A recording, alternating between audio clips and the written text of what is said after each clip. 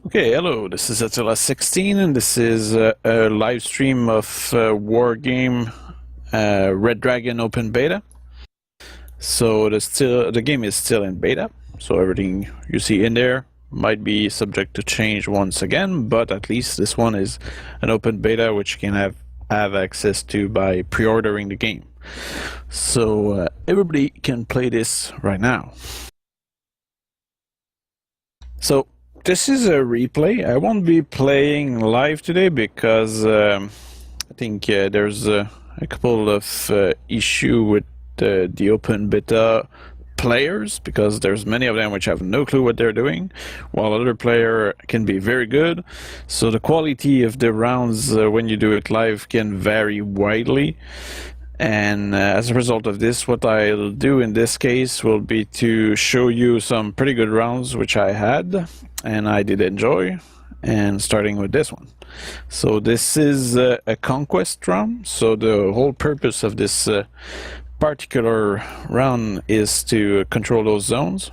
And at the beginning, if I restrict to my own view, you can see that I was with the pact and I was mostly controlling planes. I barely had any land forces, only had one CP over here to capture that lateral position, and the rest was mostly planes.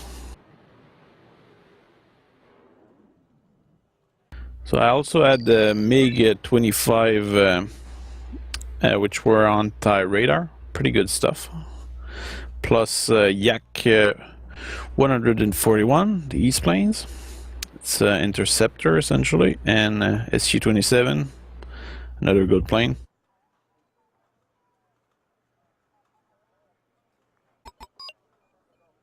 So at the beginning of Conquest, what you need to do is you need to be aggressive, because it's much easier to defend a position that you just took than trying to take a position which is well defended.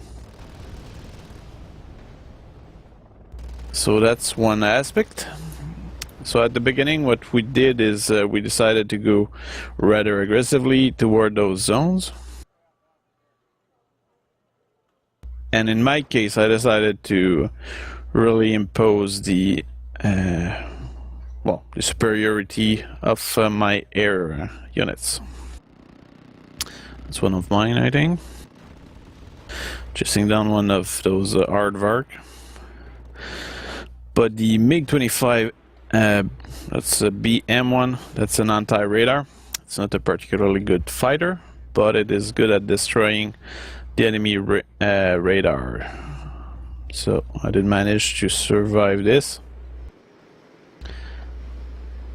So what is interesting, and that's actually new, is that MiG-25BM it wasn't that good in Airland battle, but in this they actually upgraded the missile and now it has a very good range. So this is a very good anti-radar plane. I can see it just destroyed another kind of Vulcan over there, which is now burning. Now on the right side there wasn't that much action. I decided to use T-55 because the T-55 are not really expensive and they can provide a good protection. I think in this game, because they added a lot of new units, you end up having a very expensive unit on the battlefield. And you kind of still need to hold the entire front, so as a result of this, I think bringing in some T-55 is a good move, because they are an inexpensive front filler. Also brought some anti-air here, which we're taking a few shots at those Kiowa. Just lost the plane over there, but my other Yak is chasing down those Eagles.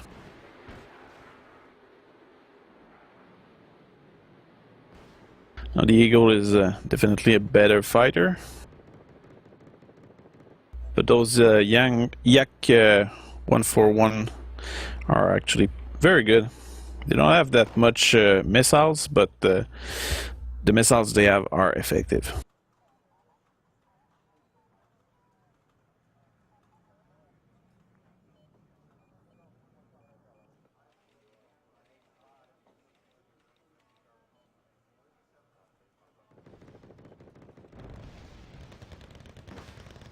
Because we went rather aggressive on Echo, which I'm not sure that was a good idea, we had a kind of weak position here.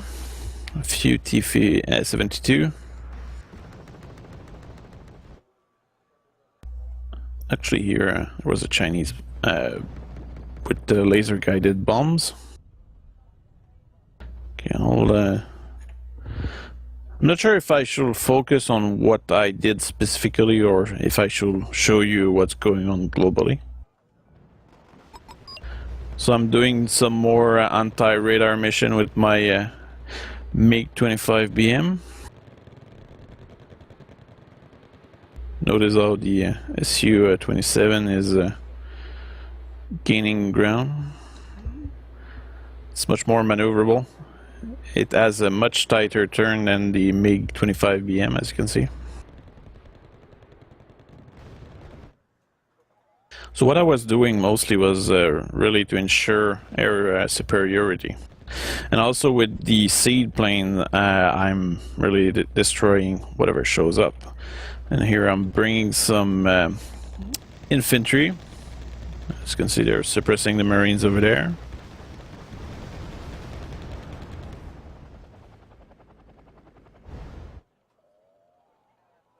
Few Eagles are patrolling over there. The beginning of this round was, in my case, very focused around air units. Here I deployed a few Buck M1 in that forest. This way I could literally destroy anything which will show up around the place. I seem to have neglected my Mi-24D a little.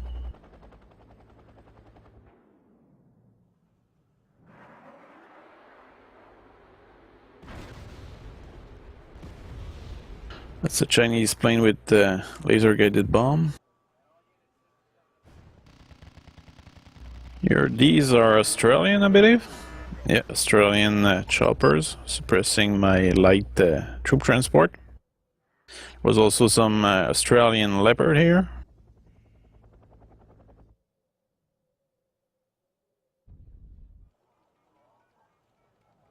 Actually, since I'm not having much action, I guess we'll take a look at what the enemy did.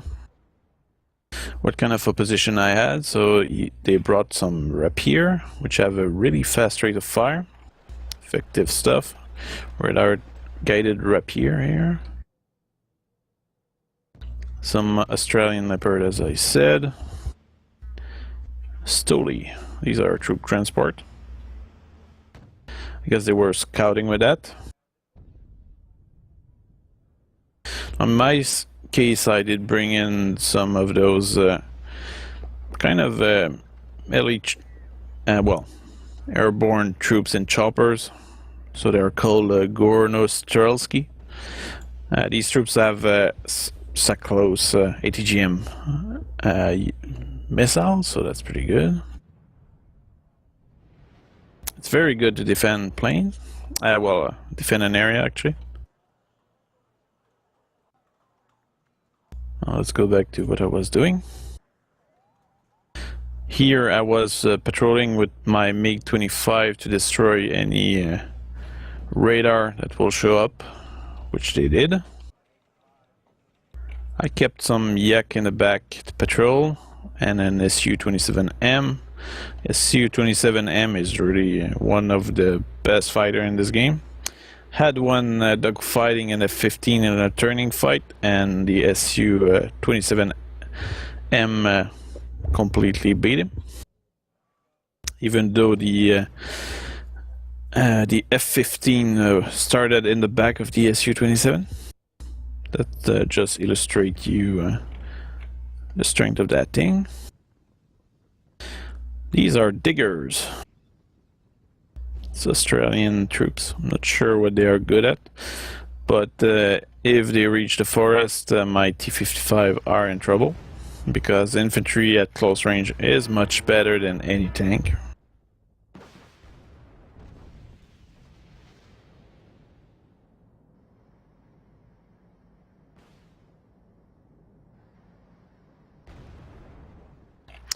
Here, my ally actually did some cluster bomb strike on those infantry, which doesn't kill infantry, but his argument was to make them panic, which is a fair argument, since there wasn't that much risk overall from losing his plane, so it was a fair choice.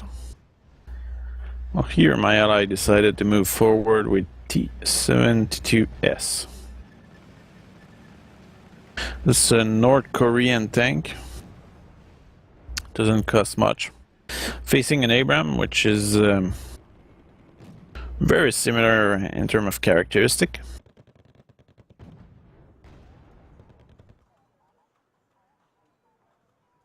Well, here you can see that there was an eagle flying around, but I just brought my fighter too late.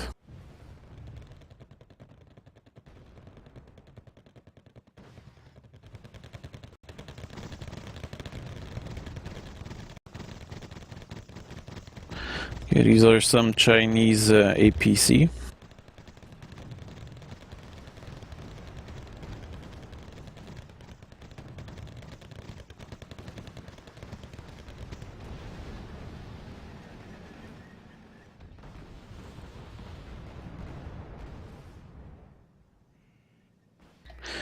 Okay, who are these? More Chinese tank.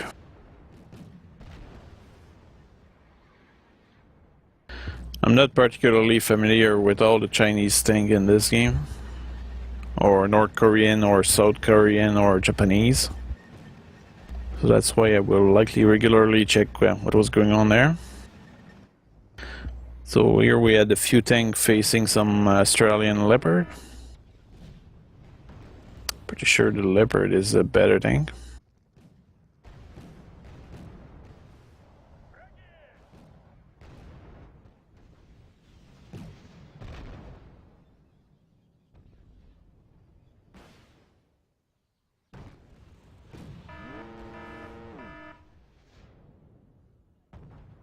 Finally lost my T-55, which only costs 20.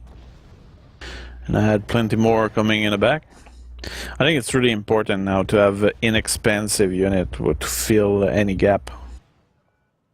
Because I think Red Dragon kind of has a more mobile aspect to it. Because, well, especially in 4 versus 4, because you have a lot of potential space to sneak in. So as a result, movement and filling any gap in your line become very important.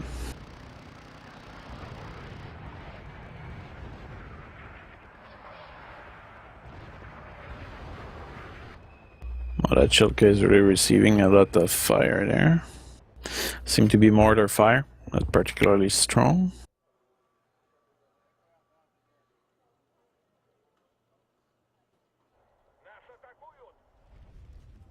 On the right side, there wasn't that much action that early in the game.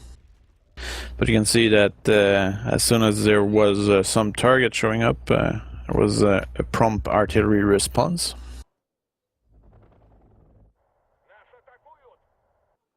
If we check a little more the kind of unit we were facing here. Milan. A few light Milan, which are very dangerous. Also, those maps have a lot of relief, as you can see here. There's a lot of well, this one doesn't have that much, but there's some area here where you have some plateau and that kind of stuff, which can really slow down the progress of one side.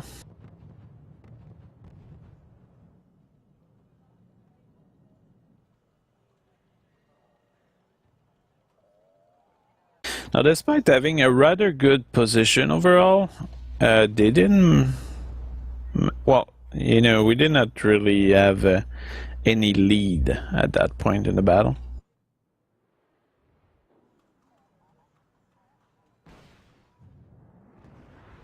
Because we only had 21 points ahead, which is not that much.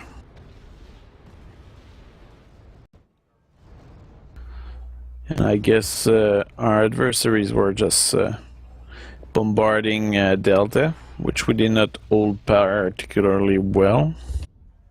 It's not with that few units of infantry that you will hold the place. Some Chinese anti-air here. And now the other side, NATO decided to send some Marines with grenade launcher transport, which is a good move.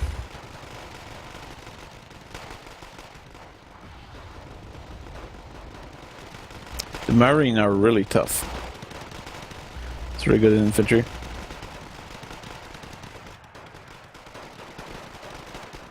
As soon as they get into the town, also the enemies were bombarding us with mortar, which probably wasn't particularly good. Now, I think which might be contextual is that in this case, the troops seem unable to fight each other from one building to the other unless the other troops are really seeing them, which doesn't happen that much. So I think this village right here has some bugs. Okay, so there was some MLRS doing right there. It was that. It did not kill anything, but it did stun them. Did not even do any damage to the chaparrals. The chaparrals, by the way, now are much stronger than they used to be. They have 16 missiles instead of 4.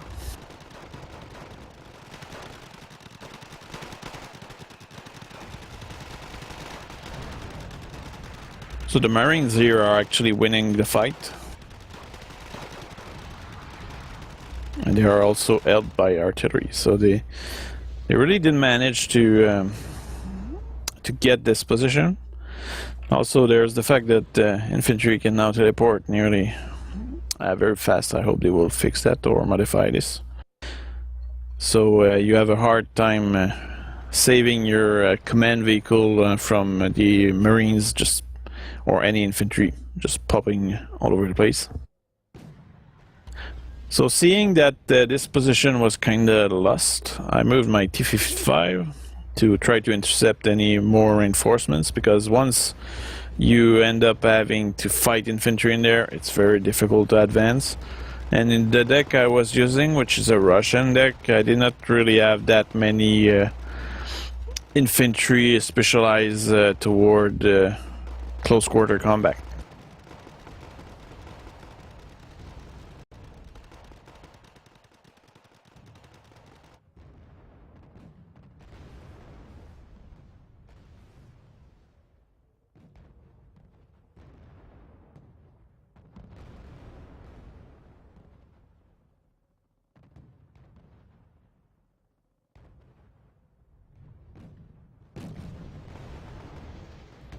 So I did manage to kill a few troop transport,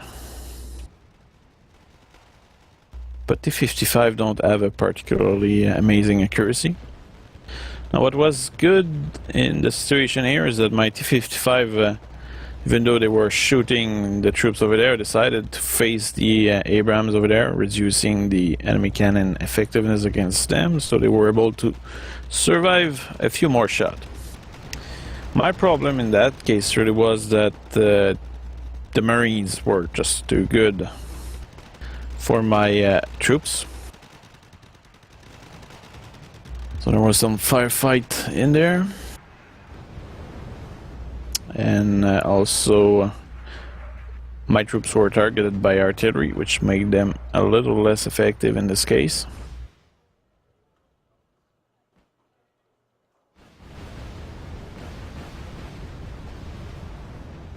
I was mostly focusing my attention in the air and over here.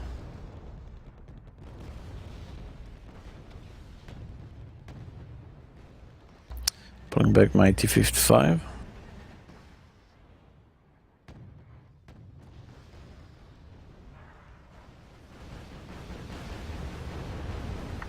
What are these? Okay, support choppers. Okay, let's check back into what I did. So if we look at what I was doing here, I did consolidate furthermore my anti-air presence, because there was a lot of choppers, which could have been quite a danger in our case. Also brought in a Smirch, which is a launcher with cluster bomb.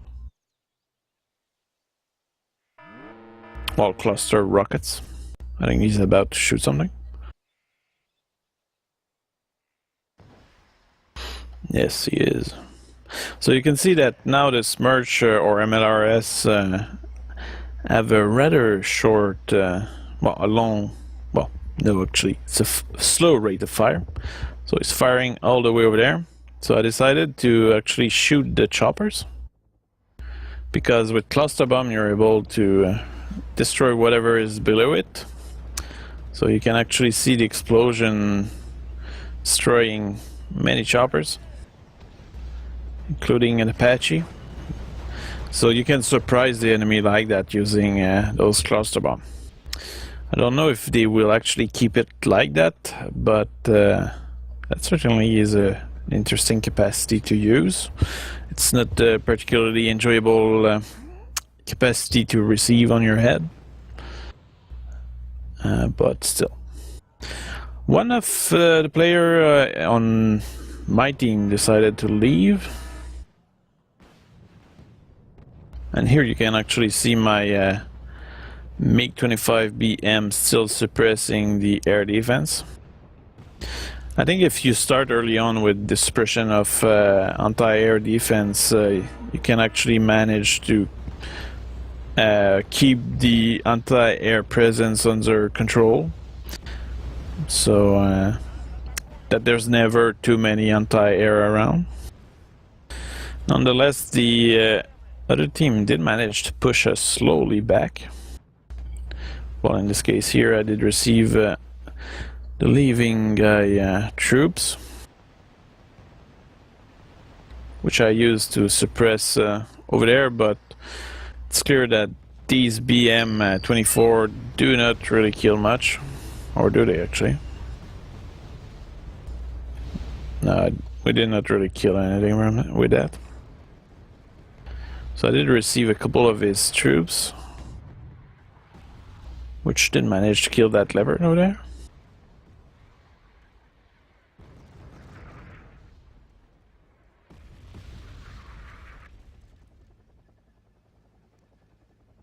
That's an anti-air. Well, in the center, we did manage to re-secure the place, but the problem is that this is only a light APC, and that cannot really resist much. Also, it's very likely that our adversaries had a good capacity to spot whatever was in this area. But actually, if they had put recon over here, they probably would have been able to spot everything which was here.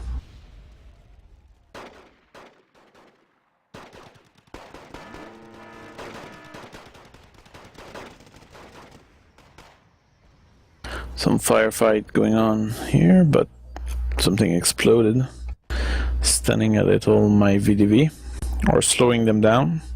The VDV are your, well, your close quarter combat unit,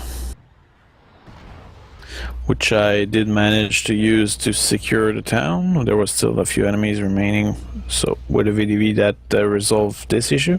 I also used that new transport, which is very deadly. It should not be underestimated. It costs 30 points, as some missile with a range of 2.6 kilometers, which is very high, and it's really mobile. Also brought some BMP-3 over here with Motostrelski in it. You can see that I still had a lot of planes doing combat air patrol. The fighters now are kind of multitask because sure they will shoot down enemy planes, but some of them have very good ECM, so electronic countermeasure, and as a result of this, they become effective at attracting enemy defense fire and making the enemy waste his ammo. In this case, what I did is that I destroyed those infrared rapier with guided bombs, so that will not miss, but the trade-off was that I did lose the bombers, which was very unfortunate.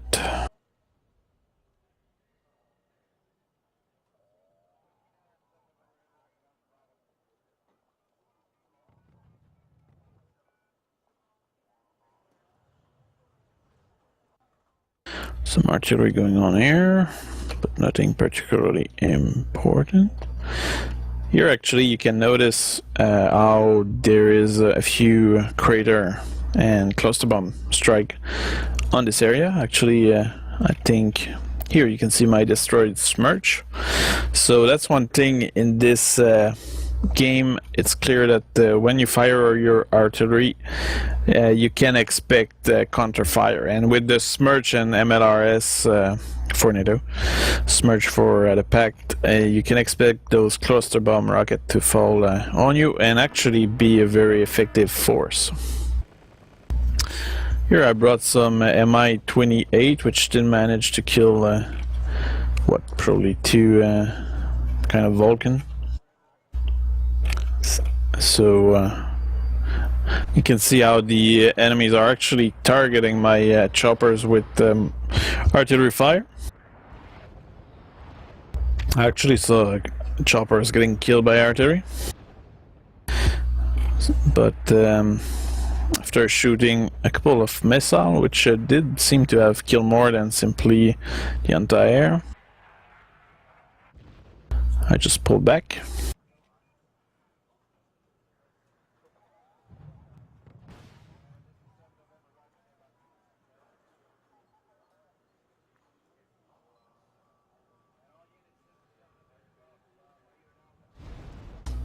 Some Apache coming in here.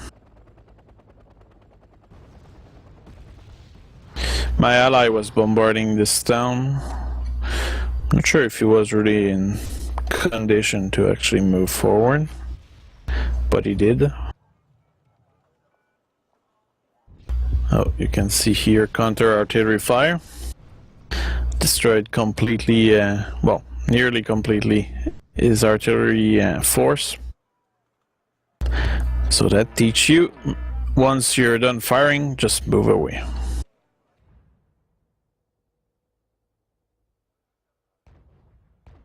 On my BMP-3 here, we're kind of revealing their position and wasting their missile on those Stoli truck, which seem to be a supply truck, but as a result it did attract mortar fire, which actually does hurt my BMP-3.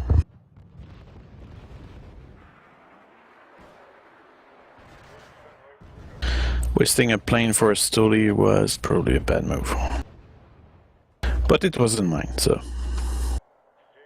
I can forgive this.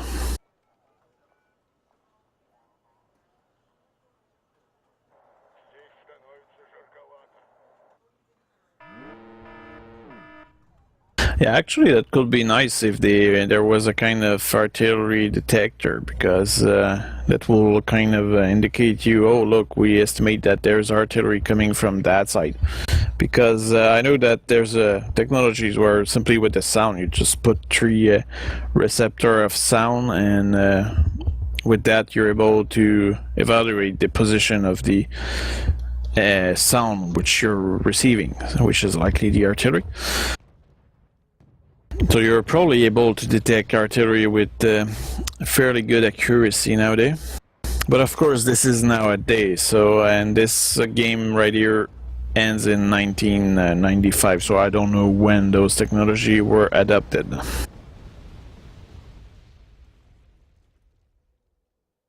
What I was doing here is actually bringing those MLRS and just bombarding that forest over there, and then pulling back.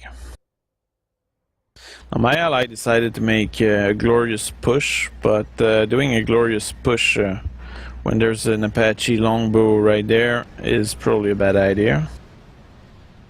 First, you need to kill the Apache first. Actually, it might not be an Apache because it's a longbow, but anyway. This is the Recon longbow. And this thing has 16 missile. So you just don't mess with that. When you see this, you need to find a way to destroy it. Because they're not numerous, but when they are there, they can cover an entire area, pretty long range also.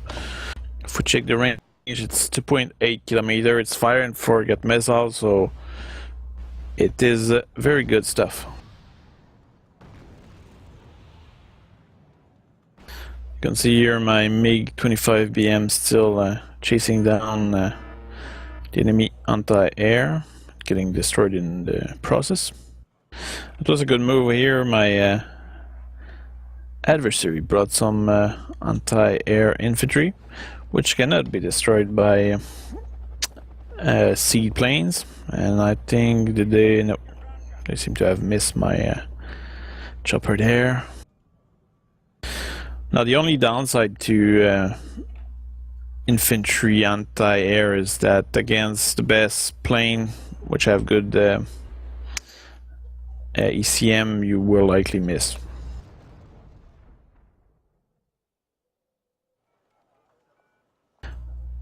I think here my ally move to attack over there was a really bad move, because it did reduce significantly the amount of troops we had to defend this area. And I'm not sure if we go to neutral view. Just look at the amount of troops there. That was a lot of troops, and if they move, that could have been dangerous for me. And I had nothing to face this.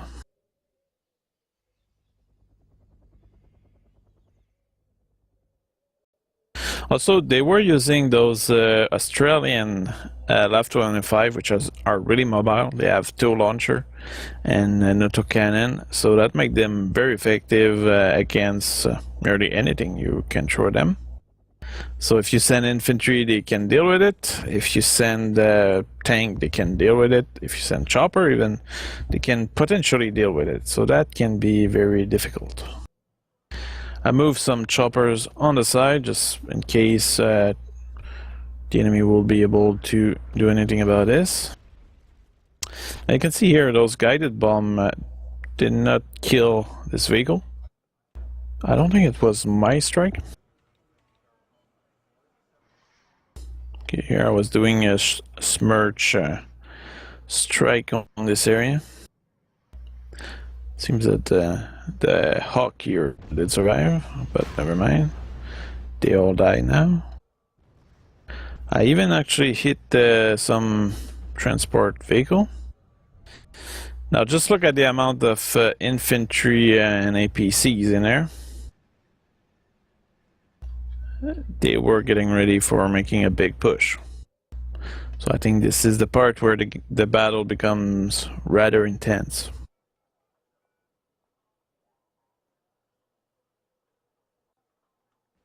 What could be nice about mine is if there was a type of artillery which could spread mines around. That could be an interesting thing. Kinda like in Arma. So you see now the enemy are really attacking big time the town now. They really want to secure it.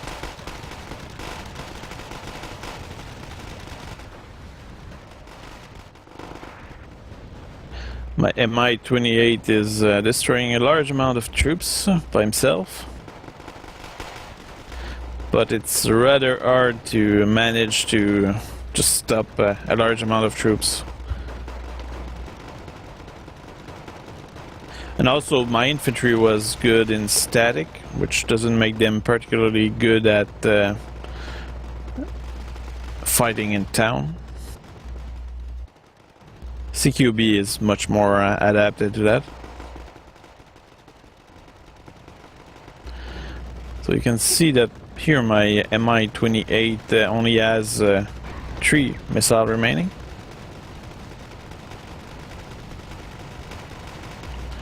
And that thing has 16 missiles originally. Did it kill a lot? I did move my BMD. Yeah, BMD-3 to fire at the enemy infantry over there. Also did bring a couple of T-64, and you can see that as soon as I did notice the attack, I brought in a lot of fighter to really ensure that if there was any airstrike on me, well, I will be able to destroy them. Now the only problem is that the Nighthawk are kind of stealthy, so I was unable to intercept them, which was actually interesting, but the Eagle Strike Fighter was no problem. But the Nighthawk did manage to escape, which is very unfortunate. Well, here my troops were decimated. Here that Abram did attract a lot of attention.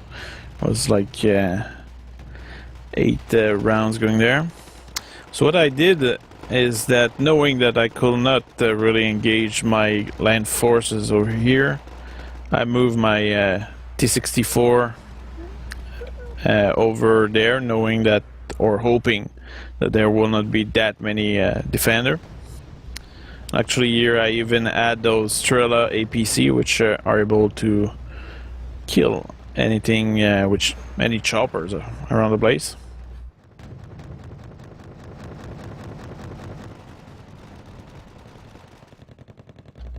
So just by ignoring the fact that there was enemies in there, I did manage to push them back. Now the only issue with this is that I was closer to their respawn point, or their spawn point actually. But I did manage to kill a couple of anti-air, but in the end that wasn't enough. And also here, those APC are not to be underestimated. Sure, they cannot really kill your tank that fast, but the fact that they use grenades really make them effective at stunning and making your troops dysfunctional. So you can see how they suppress everything, and as long as your troops are suppressed, they take damage, first of all, but they cannot really fire back.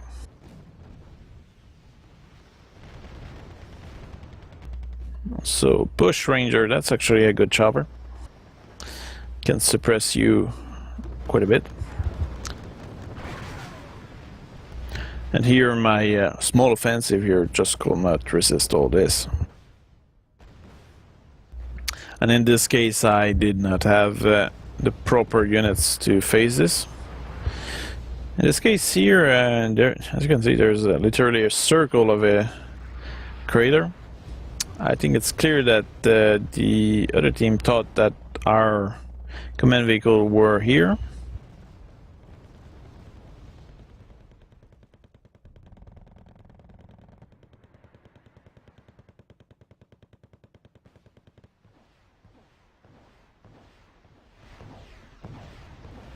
More suppression with rockets here. But the thing is that, look, here a kind of mistake on our side. They brought the command vehicle there, which got quickly destroyed by artillery. And what we needed was infantry. Instead we got a lot of cheap choppers, which that can be a good strategy. It's just that we did not have any troops by the enemy.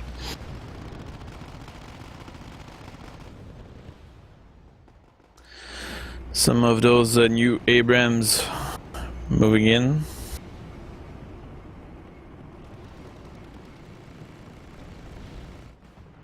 I still had my MiG-25 chasing down any enemy radar. And my Yak over here chasing down enemy planes. Now the Nighthawk, I did not see them at all. And each time that they were actually revealed, I could not take action on it. My planes were just too far, I think. Or were they? No, actually I got one there. That was a lucky hit. I killed the longbow or Apache, depending.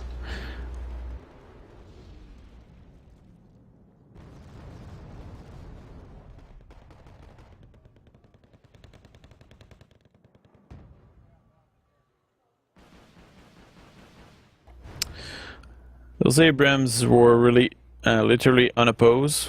Here you had an empty anti-air vehicle. Now let's go back into what I saw. And what kind of force I had globally. So on the right side there was really nothing going on there. But the enemy really decided to focus all their attention on the center, and I was really lacking in infantry. And while you have a good chopper like here, if you do not have any spotting power, then it's kind of pointless. So even though I knew that they were there, you can do fire on position, I guess, but it's better to see the enemy that you're shooting at.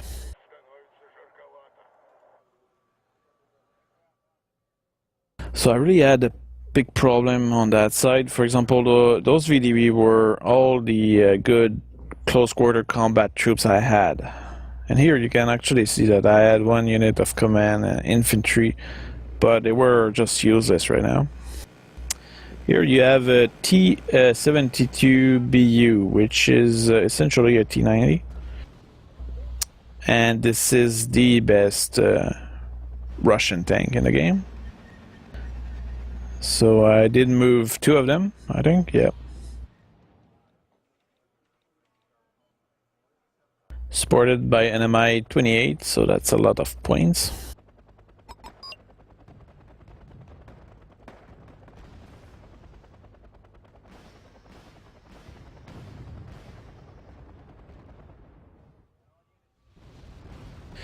But the thing is that, for example, these tanks are really good, but if you send them into a forest at point blank range, all the tanks are very much the same. So you will be wasting them by risking them into the forest. Well, here you can notice some Abrams. Was only one of them now, but there was more before. I received some Skyhawk strike. This is the Australian Skyhawk. This one has some infrared missile, which make them potentially useful to chase down enemy choppers. But it also has one Maverick missile, which make them very effective at killing elite vehicle like that T-72BU, for example.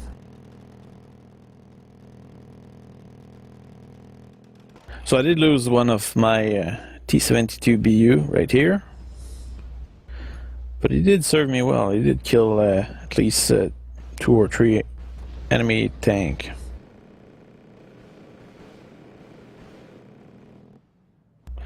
Well, here he tried to snipe again, but was intercepted by my fighters.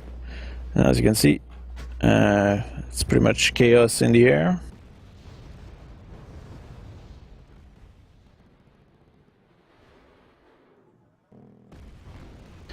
The issue I had right here was that longbow, very dangerous chopper. He was damaged a little, but not enough. Fortunately, I had my Tunguska, which managed to shoot it down. This is pretty much your chopper killer right there. Also shooting down that Kiowa there. But sadly, Strike Eagle didn't manage to blow up. It was at least 2 Strike Eagle. They did hurt my defense quite a bit here and damaged my tank a lot as well. Well, here you had those bad tank coming in reinforcements on the enemy side. Nonetheless, even though I was damaged, well, my tank were damaged, I was kind of hoping that number will save me in this case.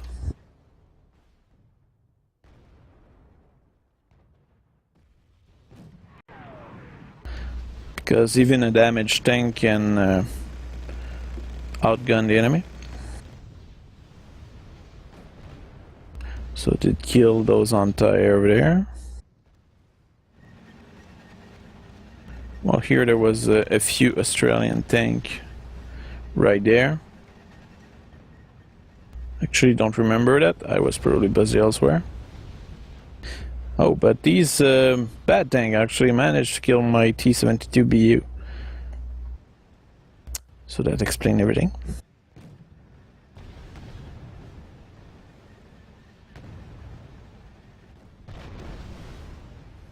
Even managed to support very well their Abraham over there. While here, what was happening? It seems that there was a tank offensive.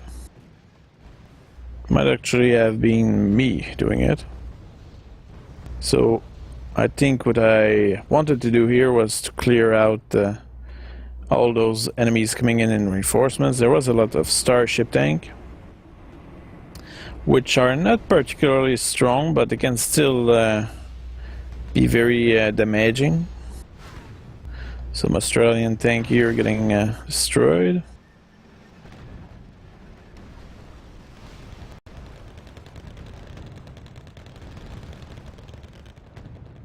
So my move was intended to have a position to cover that road, preventing the enemy reinforcements.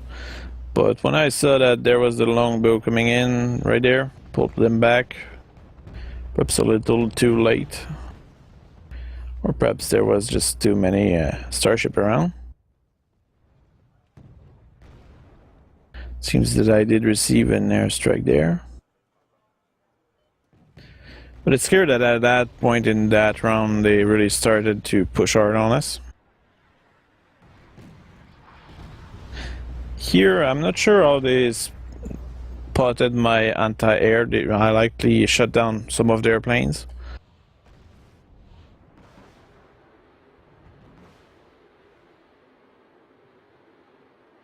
So they decided to punish me by bombarding my box. And I think at that point, yeah, at that point, if we look at that, let's see.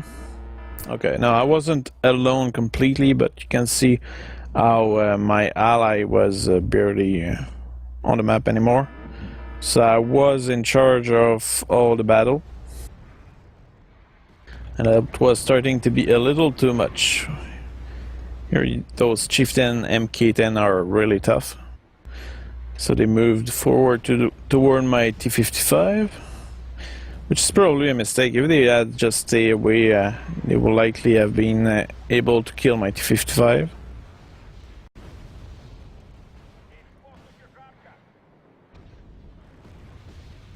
Even though they did suppress a lot my anti-air, it seems that I was still able to really damage his air force.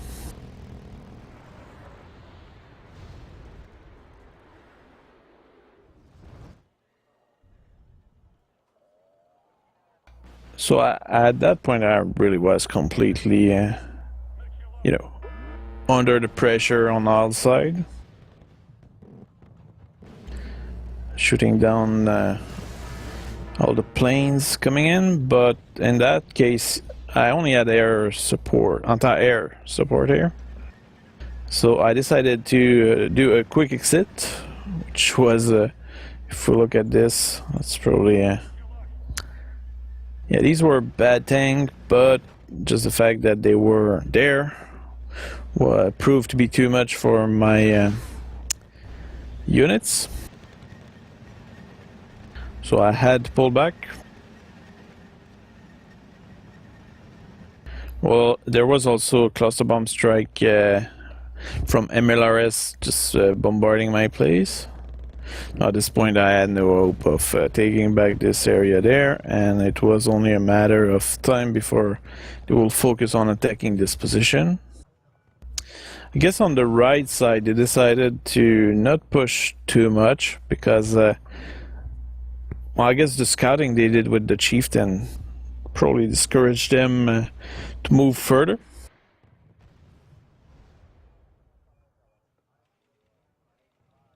Well, here I had sent some Mi-24P to support my troops or my anti-air, but they came too late, so I had to pull them back. And now you can see how they are able to push forward. What's interesting in this map is that this anti-air area here doesn't have any objective, but it's actually very important to have it under control, because whoever has it control either this position or that position right here. So even if there's no objective here, I will say that this side is really important, because if you do manage to secure, for example, this area, then you're able to put pressure on this area, and you're pretty sure that you'll be able to hold this area. So it's a kind of a zone which is important even if there's no real zone to defend there.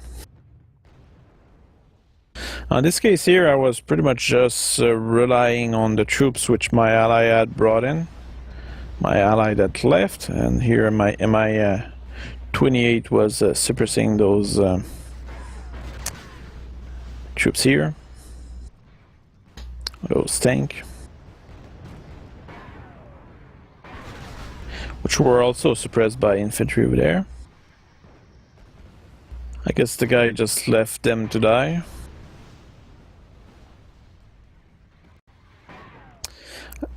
You can really see how a single unit or two can really shape the battlefield in this. Now, of course, this unit worth 145, so this is not the cheapest one. And the range on it is very good, look at that. It's all the way over there to destroy the tank, which was right here. Also a tank which was right here. There we go. And with 16 missile, it's very deadly.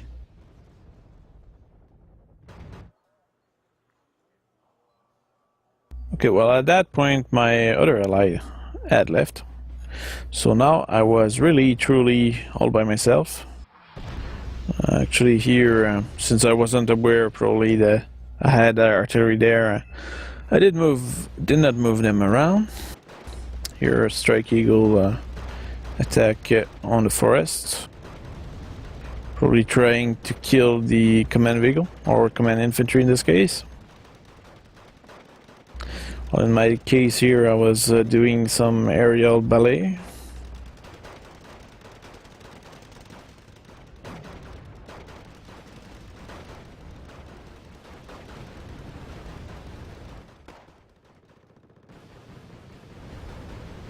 And I think at that point in the battle, my air force was strongly reduced because I think it wasn't existing anymore. I did lose them trying to defend that place, so they were lost slowly, but they were worth every penny.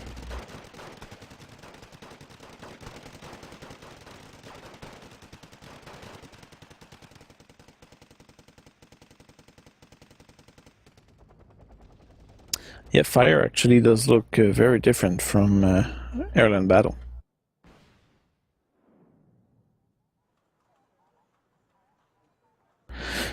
Some annoying scouting with a logistic truck right there. Kind of funny truck. Oh, here I still had some air-to-air capacity. So because, oh yeah, that's right, that's because the other people in my team left. As a result of this, you receive reinforcements. So I had 3 Su-27M, and these are really, really, really good. They can be pretty much any Eagle or F-15. Okay, well, that's a good pilot right there.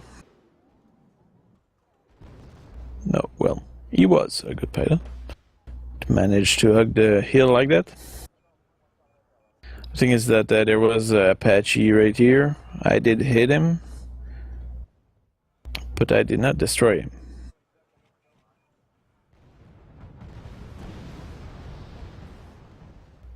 So I brought some T-55 reinforcements. But at that point, I was mostly defending. There was really no hope of taking back that position right there because I just did not have the infantry required to do so. Here my T-55 are probably firing at the highest angle of their cannon just to shoot those mountaineers. Oh, that was quite a rush right here. I was also very much lacking in anti-air, as you can see.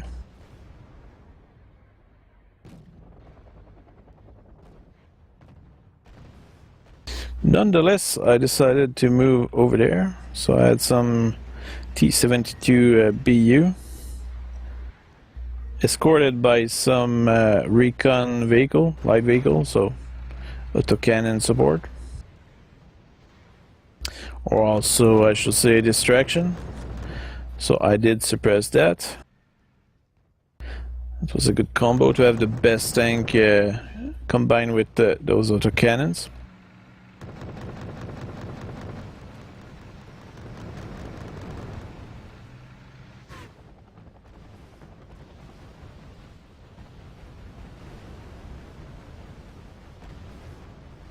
So I think they really did not anticipate this. Nonetheless, they had a lot of Abrams. Very tough stuff.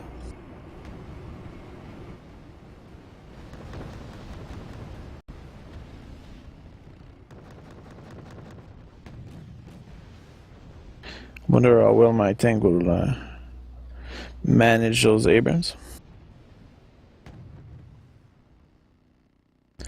Okay, so one shot probably reduce the enemy armor to 1. Well, their shot only reduced my armor to 3. Well, by 3. There you go, 2 Abrams down.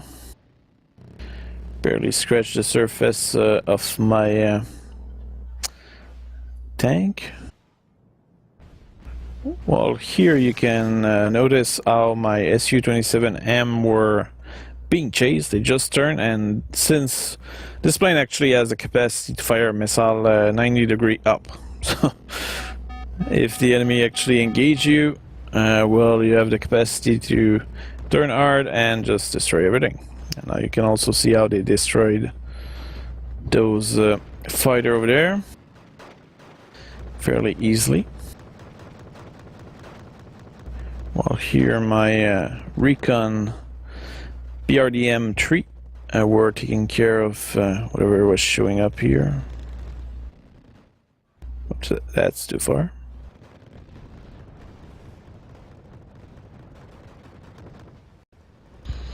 My T-72BM seems to have taken a few shots at those mountaineers over there.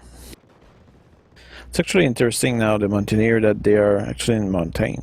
That's a welcome change. Notice how the enemy are bringing in a lot of Saracen and probably with reserve infantry, so they really wanted to overwhelm my defense. While here my T-72 BU seem to have continued to destroy enemy Abrams. Move my Mi-28 to the side over there to have an angle on those Abrams. No, actually, there's still no smoke screen for the tank, which is kinda a shame. Coming Strike Eagle, taking care of bombarding everything.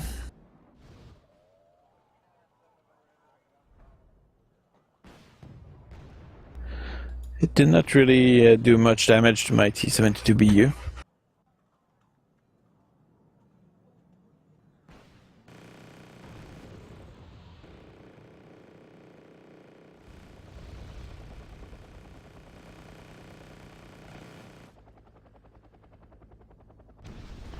I lost my Mi-28, which is a shame.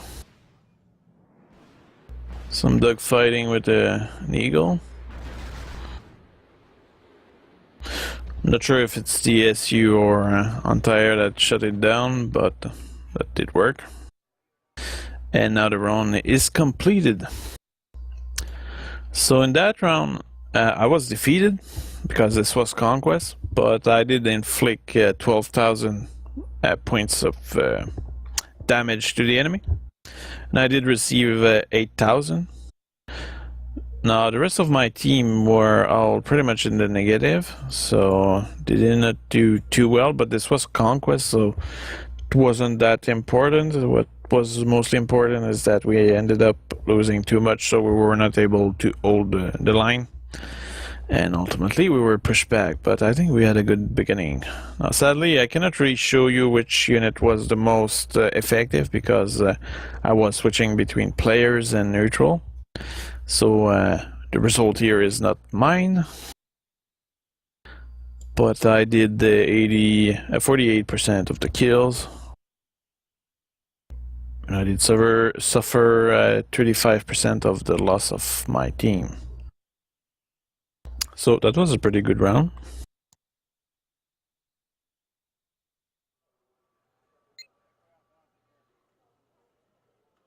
Let's see, let's check another one.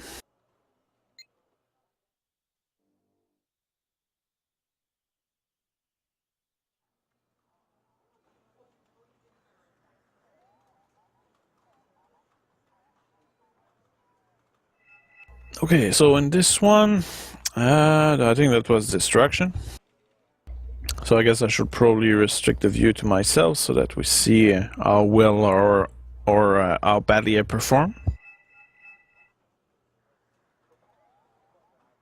This case, I think I was also using I was using the same deck, and I did have pretty much the same approach. The only difference is the map and the team I was with.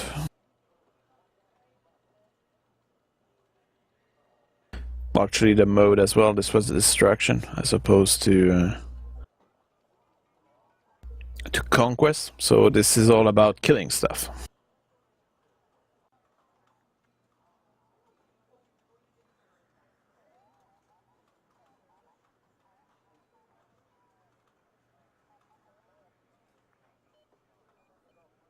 Okay, let's see.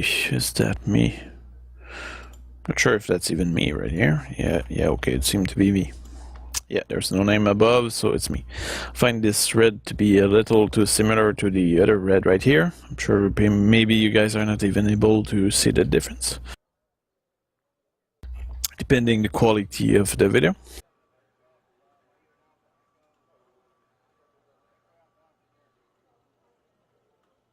Okay, so what I did in this case, actually I'm not even sure that, let's see, we'll speed it up. Now as you can see earlier on, I did deploy 2 command vehicles over there. Okay, so what I did is I did a strategy which was pretty much the same as in the previous round. So I did deploy a lot of planes early on. I only had that small group of infantry. My objective was to go capture that complex over there, and I only had 1 command vehicle. So that was my goal was first of all to ensure superiority in the air, or at least that we will not be exposed too much. But let's switch to neutral, see what's going on here. This is quite a Black Hawk rush. So this guy decided to bring an enormous amount of infantry. Was also followed by a lot of light vehicle. So it was, I'm not sure if it's the same guy. No, wasn't. So this guy just did a massive Blackhawk landing in this place. And sadly, my yak just were out of ammo.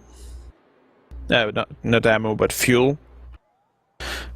And actually, you can see that the enemy actually did send a few anti-air missiles with those red eyes, but none of them actually hit my my planes. So here the situation was, from my point of view, rather dangerous. Because first of all, I barely had any troops. Only 20 soldiers to resist that amount of troops. I had one tank, which was a command vehicle. You don't necessarily want to expose this. And I had chopper, which are actually pretty good at suppressing the enemy. Fortunately, my ally did bring some artillery. Combined with my choppers, we did manage to hurt that guy quite a bit. And that was a final hit, probably by a North Korean MiG-21. So let's see. So from everything that this guy landed, only those anti-air remain. So he did a really bad move. Nonetheless, with his anti-air, he did fire a few shots at my choppers because... but they were really not accurate at all because they were stunned from the artillery and bombardment. So I think in this case, if my ally did not support me there, I probably will have been in very bad condition because my planes were all air-to-air, not particularly good at suppressing enemy infantry, and if they had just rushed, they probably would have been unopposed nearly. It's clear that Mi-24P can suppress them, but not sure about that.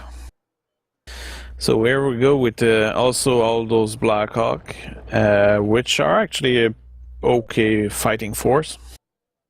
And I did not really have anything to face this other than planes, but my planes are Yak 141.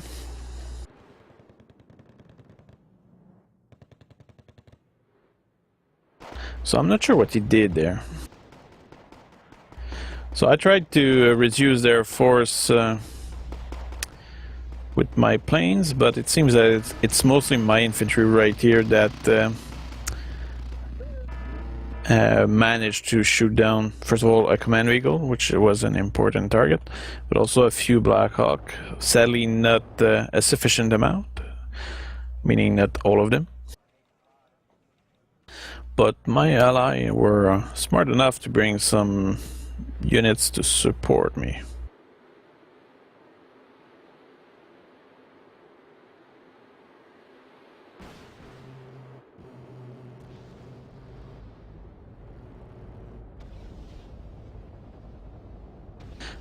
But that's, I guess that's one of the weird behavior that sometimes you end up with in multiplayer, just, you know, moving around a swarm of Blackhawk with unclear objective. Nonetheless, they were persisting and pushing forward, and they were probably right to do so because I did not have anything to face all this. Some warrior tank here, which were destroyed by my Mi-24P. The thing is that this Mi-24P is very effective. It has a good missile. The only issue is that you only have 4 of them. So that's problematic. They were still harassing my troops with those Blackhawk. Fortunately, the guy never managed, well, not so much managed, but he never took the chance to go all the way here, because he could have probably hurt me with my command vehicle over there. My Yak 141 did manage to shoot down the enemy plane over there. While my ally took too much of a risk here, wasting potentially his plane deep into enemy territory, which I somehow decided to follow the example of, or maybe change my mind on the way. But I think at that point I probably was shaking my head. It's like, what are you doing here?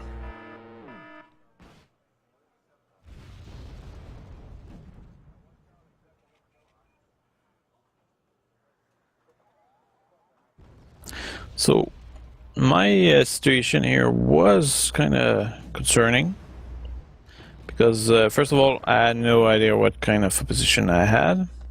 Secondly, the tank I brought in are T-55, which is an okay unit, but it's certainly not the kind of unit that you will rely on for a grand scale strategy. Also, the enemy were able to shoot a few shot at me, but yeah, there was an exchange of fire between those Canadian Leopard actually here, against my T-55. In addition, you still had that horde of Black Hawk just flying around the place. But I did bring in those, actually my BRDM-3. They have a cannon, and that stuff really did help a lot. Because look at that, and they can actually shoot down those damn Black Hawk. Was a NADAD here that shoot down my Mi-24D. And what were these? Neva. That's the Navy anti-air. It did manage by the blast radius to shoot down a couple of Black Hawk in very few shots. While here my T-55 were essentially shooting at the enemy point blank before getting destroyed by a Lynx 3. Very dangerous chopper. It also has some anti-air. And here with my Yak, I moved to destroy that Lynx 3. What you do is, for example, if you don't want your fighters to just keep going into the enemy line, is you order them to target well, something, and then you will hold shift and you will order it to go somewhere else. So as soon as, for example, if you know that you'll be able to destroy a target, you just order your plane to attack that target, and then you hold shift and you click in the back of your line, so that as soon as they destroy the target, they will just pull back. And that's how you preserve your plane from being completely destroyed. Now, I guess at that point, the other team had enough, so they just decided to pull back their tank. Not sure if there was anything else in there. They were receiving some artillery fire also, which did destroy some more tank here. But it's clear at that point that they had enough. But I knew that they had a few infantry in this zone. So if we go back to myself. So I brought in some infantry Motostrelski with the BMP-3, which is actually a very good combo. I think that's the infantry is not particularly expensive, and the BMP-3 is a very effective fighting machine, both against infantry and vehicle. So that's something that I recommend you to use. So with these, I was aiming at securing this area, because if I move forward with vehicle, they will get destroyed. Even if I had no visual at all on the zone, I knew that there was likely infantry in there. I was keeping air superiority with my Yak. It's a really good plane, I must say. If we look at the stats, the thing is that this plane actually has 2 fire and forget missile. Well, actually more than that, but I mean medium range missile, and 2 more infrared missile. So that make them very flexible, and it's a fast plane. It has 40% ECM, which is okay. It doesn't cost as much as an SU-25. So at the beginning, you can have many of them, and you can afford to lose them. Well, here, I guess that's a good timing to talk about wasting them, because I just did. Did lose one over there, which was probably a mistake.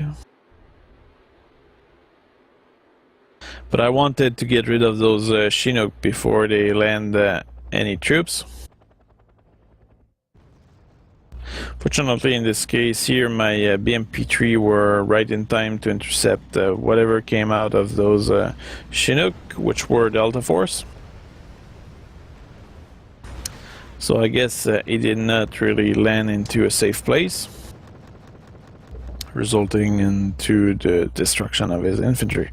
If he had been able to bring his infantry into that complex, it would have been much more difficult for me to chase them away, because Delta Force are really effective in close quarter combat. They are specialized in that, actually.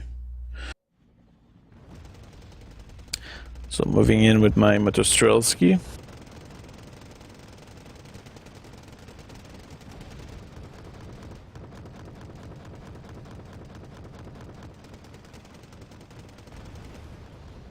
We're briefly moving in under fire, supported by my BMP-3 over there.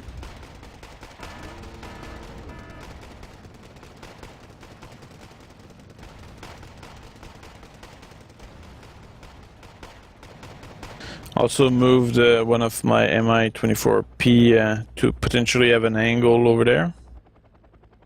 Because the thing is that the way it works now is you really need to have an angle and nothing in your line of sight to be able to shoot at the enemy. As a result of this, you need to move around the place.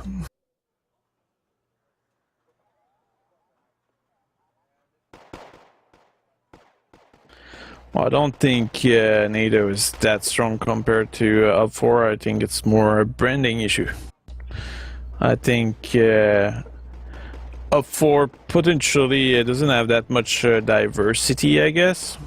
But I think the Russian are actually really strong. And also, I think many people which might be new to the game don't necessarily know everything about UP4, so I believe that once people will have got used to all the parameters, they will likely start to find UP4 to be an appropriate tool in this fight. But so far, each time I did play with UP4, I had no problem to beat NATO. So I think it's mostly a question of people not necessarily being used to play the Russians.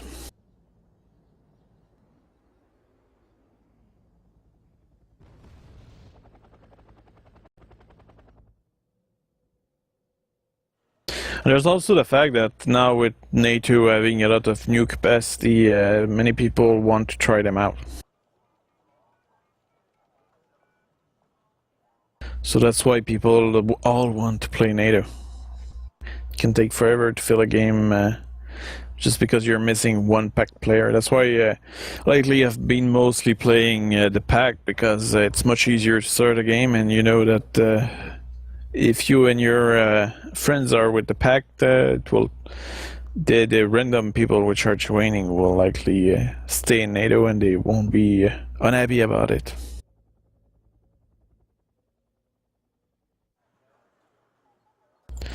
Okay, so at this point, I think if we look at the units, so I had secured this area, and I wasn't sure about that forest.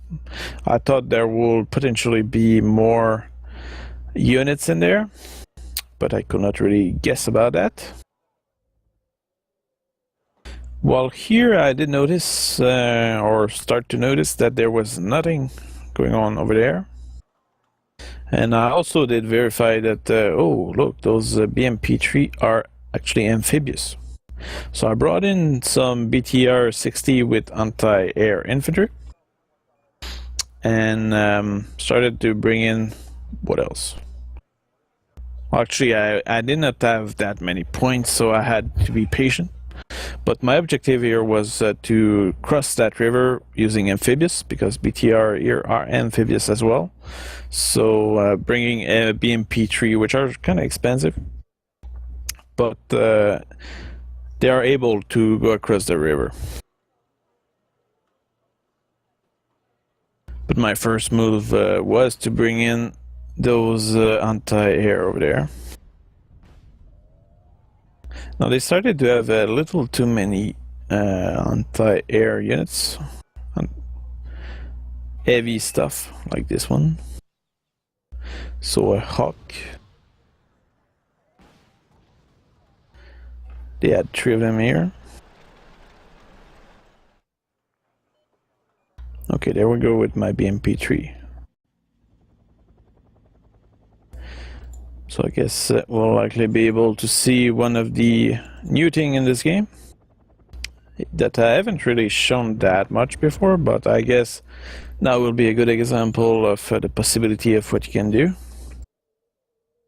I will also take this opportunity to verify that yeah, I did add no visual on me whatsoever.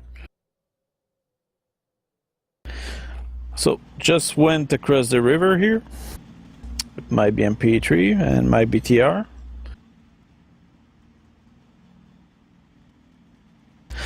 And since they were only camping the bridge, well, they never saw me coming. Now, I guess in this case I did not have that many troops. Actually, I would have very much appreciated to have much more troops. But this was a mode where we did not do that many points.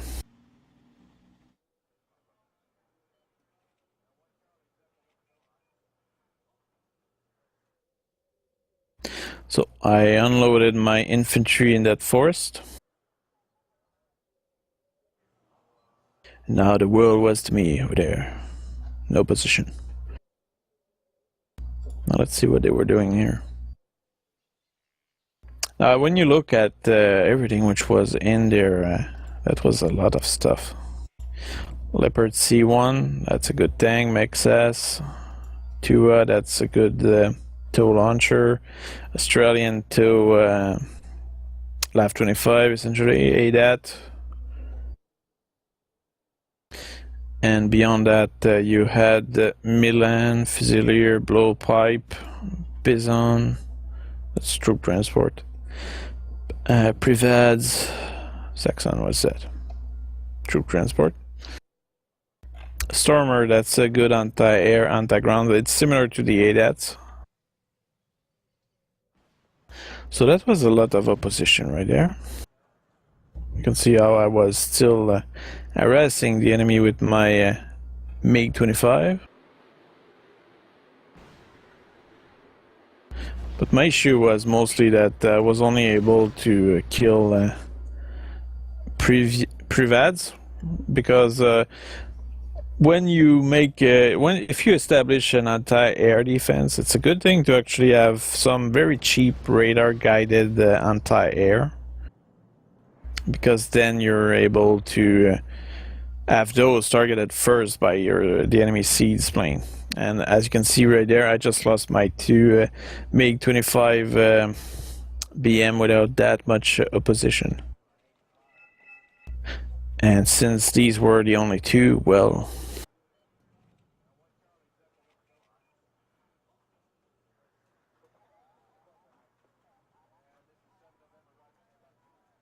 Actually, something was going on here on the side. So the enemy was actually sneaking around one group of recon SBS. Now, this will only be important later on, I guess.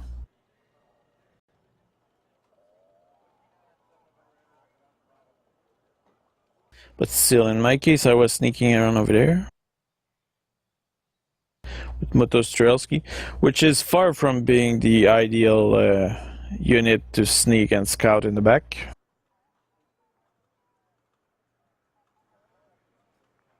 I'll speed things up a little. So I did deploy my BMP-3 in a line there. I did move more BMP-3 closer here to potentially support any action going on there. I did move some of my tank in that zone as soon as I noticed that it was empty, but I did lose one of my tank to this. What is this? Whoops, very far there. So we want to see what is this. That's just a Jeep with a tow launcher. So that did kill me at T-55.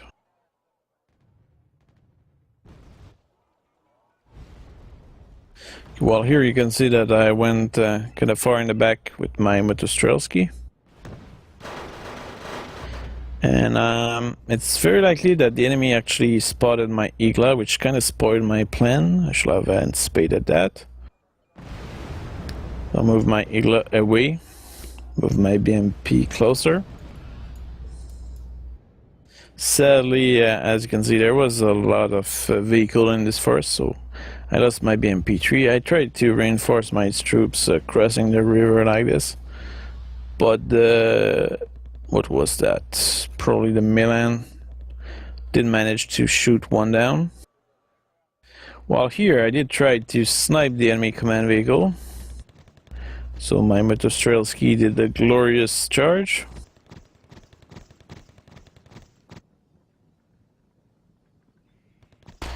They are very, but sadly they were extremely inaccurate. I'm sure the fact of being under fire did not help, but the enemy command vehicle was suppressing me. I'm actually surprised that those F-18 were not doing more. But I did manage to shoot it down with my Iglas. It was pretty amazing.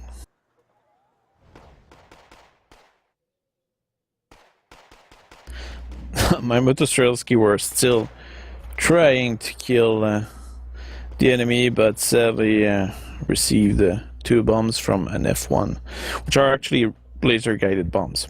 Not particularly strong, but as you can see, it can kill infantry. So my situation on that side did not go too well. There's no question about that. I completely failed at... I did 1 square of damage to that Grizzly, which is equal to really bad performance, essentially. But I did manage to sneak some vehicle here, but they were low on fuel, so it's not particularly practical. The other end, there wasn't that much anti-air, so I was able to move around freely, or nearly freely, with my Mi-24. So, let's see.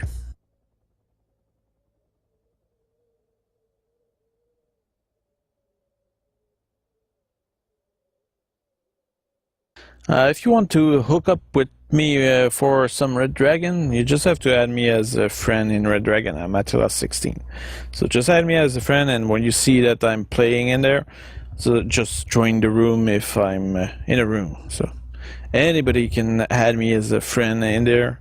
I think I have already 193 friends, so I will... you won't be special because I have many, but, you know. But you might have a clue about what I'm doing and when I'm doing it. So you can see here that the SBS were shooting the artillery. So I just did manage barely to save my friend with a yak. So he just managed to shoot down everybody, which was pretty amazing. And they kind of wasted a great opportunity there, because what they should have done would have been to really sneak a lot of troops in the back and completely destroy us there. They really missed a big opportunity to kill those artillery pieces.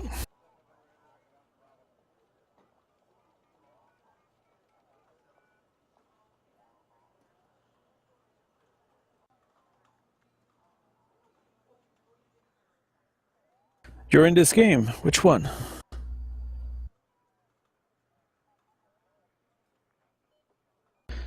Yeah, I actually have many people which recognize themselves in my replay sometimes.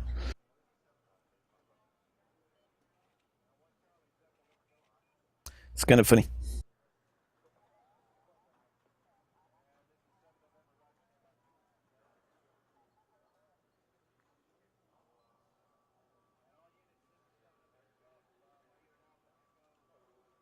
Sadly, right now there's no speedboat, but ultimately you'll be able to have, not in that map, but in some map you'll be able to have landing ships. So you'll be able to move around your landing ships and unload your troops where they are needed. I guess in my case, the action wasn't that intense at that point. What I did is I brought in some troops with choppers, kind of better troops with ATGM infantry, and I sent them to reinforce that position and also destroy those anti-air.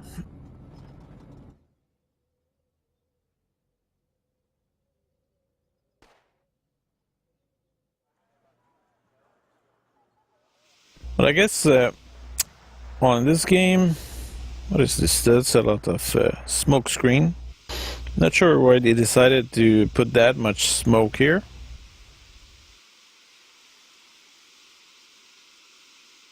Well, I wasn't recording. Now I am.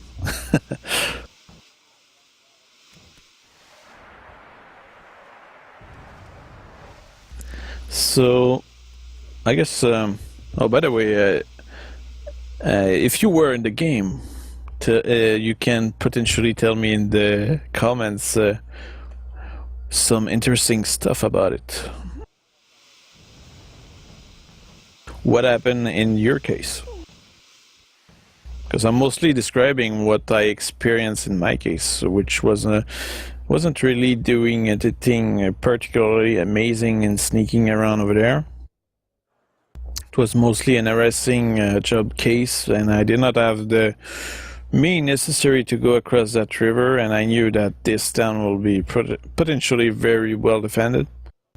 Because the thing is that when you look at this map, you see 3 towns here, and that gives you very good defensive position.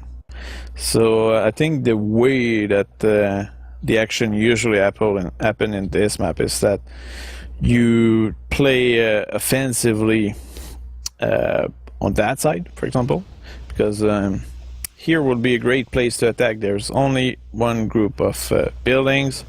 You can probably avoid these by attacking over here, but ultimately you're able to push over here.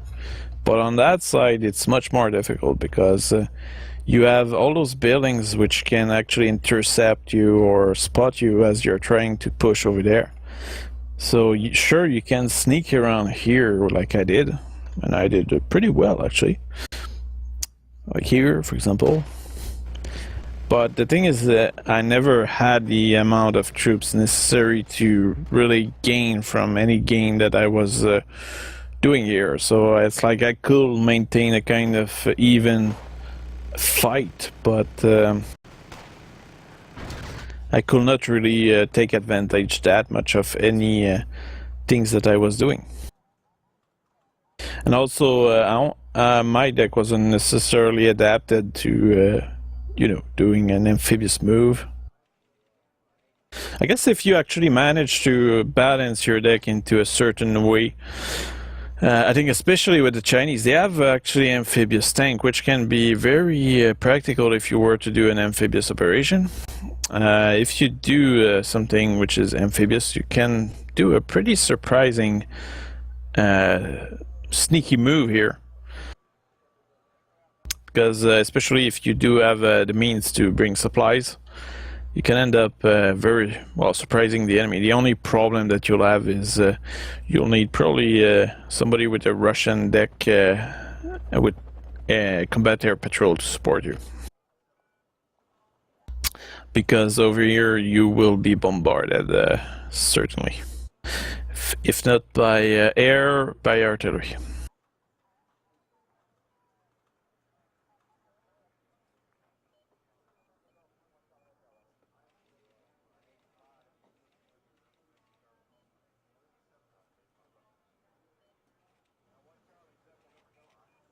Well, you can see the names of the player over here. So there was Liberty Prime, Crandom, Silver Wolf, and John Cortana, I suppose, and G Bachelor, Powder Ash, Attila 16. Oh, he was in that game, yes.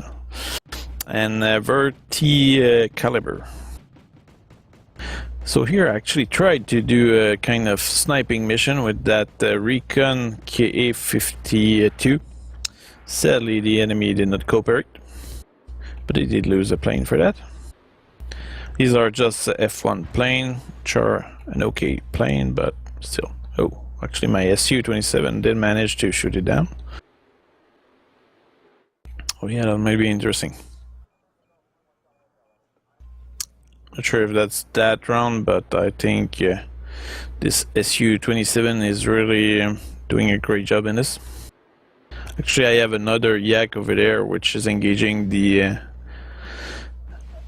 F-15. So as a result, the F-15 focused on my Su-27, but it's my Yak, which was the main danger. So he got tunnel vision.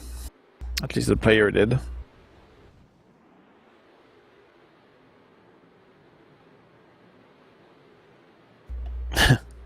It's kind of funny when the planes go below the map. So while the air action was going on, I was trying to take advantage of the situation. Sadly, I did not really have that much means to do anything. Oh, the Yak did manage to shoot down another plane. Did my SU go on? Yes, it did. Oh, and I did lose my SU. With some Thunderbolt, but Thunderbolt are not particularly useful at chasing down choppers.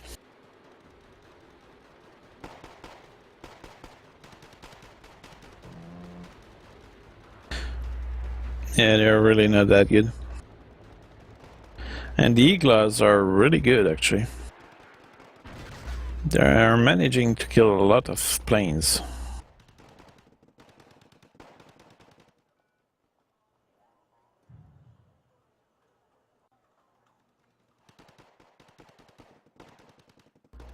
But I ended up managing to kill the command vehicle, but while that was practical, it wasn't a victory which was changing much to this round.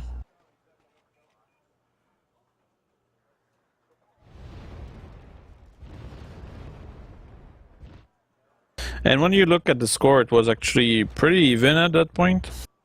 Only a difference of 200 points. So this is distraction, so it's all about killing more than you lose.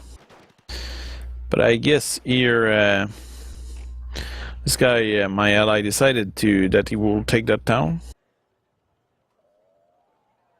While my adversaries were actually starting to organize themselves in resisting me over here. So here I did a small push with my BMP-3 without much luck. I tried to clear a little this forest. But you can see that those Leopard C2 are actually pretty tough. And that Privad was gloriously charging my choppers, so I decided to pull back simply. Because anyway, if I had cleared that forest, which was very unlikely, there was even some Challenger 2 in there. If you want to see what it looked like nothing right now. Okay, perfect. It's because there's a bug with line of sight and hiding stuff. My issue here was that my anti-air, that were elite, by the way, were out of ammo. So I did manage to sneak in my 26, yeah.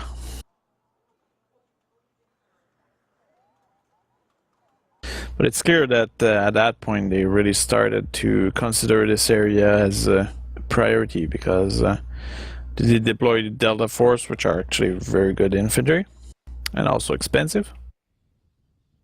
And they probably knew that I likely did not have anything, any heavy vehicle. Because if they thought I had the vehicle, they probably would have brought some ATGM infantry or something like that. Also, I think that the guy which was here, he actually left. I'm not sure if it was, if it did happen at that point. I think it did. But I think the reinforcements of that side was a necessary move on their part, but it wasn't the main event because most of the action seemed to have happened on that left side, where my team did multiple attack on the enemy without really gaining much ground, and they did lose a lot of units in the process. In my case, I don't think I did lose that much for the amount of damage inflicted. This is always the question in destruction. That's why I'm not a super fan of destruction for 4v4, because a lot of what's going on is in relation to killing more than what you lose. As a result of this, you end up with kind of very camping oriented action. So that's why but in 4v4 I think economic is probably the funniest, but it's the funniest if people don't understand what it's about. Because then you're able to win or have a close match, because it's only by the end that people realize, oh, I just have to not spend, and then I'll be winning.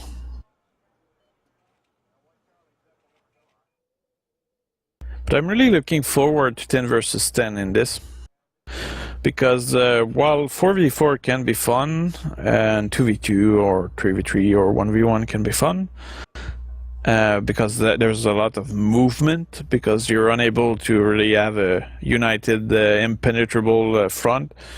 That allows a lot of sneaking around, but what I kind of dislike about it is that in destruction you end up into a camping mode, while what is usually fun in 10 versus 10 is that no matter what is the objective, it ends up into a kind of crazy context with a lot of action, and there's always a kind of place to exploit in doing some kind of crazy move. While here you can do some pretty fun sneaking around, and for some people that might be appealing, but I will say that it's not necessarily particularly exciting to just move around, try to sneak. It's much more fun to see, oh look here, there's not that many enemies, perhaps I should make a push here and completely beat them, which is what my team should have done, because there's absolutely nothing here. They should have scouted this place. They probably would have been able to kill 2 command vehicles, but instead they mostly focused on fighting the enemy sword instead of fighting the body.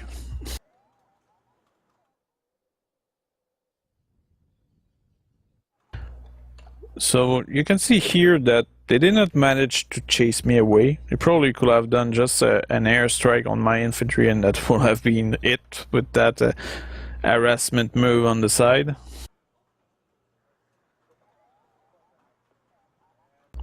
But I think at that point, when you look at the score, the NATO guy had 7,000, so they were leading.